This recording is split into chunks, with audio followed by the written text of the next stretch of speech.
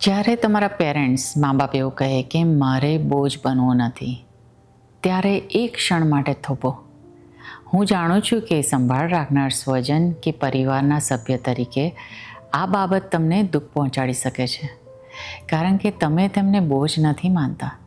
હા, સંભાળ રાખવાનું કામ થકવી નાખનારું હોય છે અને ક્યારેક તમારો સ્વભાવ પણ ચીડિયો થઈ શકે છે, પરંતુ તેનો અર્થ એ નથી કે તેઓ કોઈ બોજ હોય. જ્યારે કોઈ વ્યક્તિની ઊંડી પરવા કરતા હોય ત્યારે સ્વાભાવિક રીતે જ આવું વર્તન જોવા મળે છે. કેટલીકવાર પ્રિયજન આ વાત એટલા માટે કહે છે કે તેમને આસપાસના બદલાવ દેખાય છે.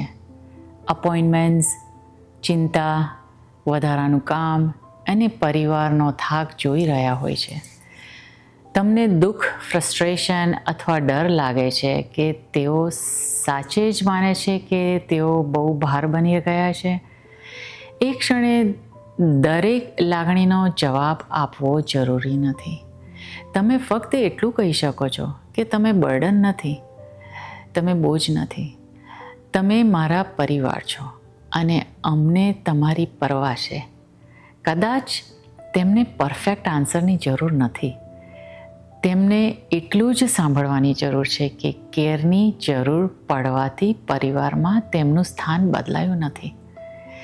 અને કદાચ તમારે પણ સાંભળવાની જરૂર છે કે કેર ગિવિંગ થકવનારું હોઈ શકે છે, પણ તમારો પ્રેમ હજુ પણ એવો જ છે.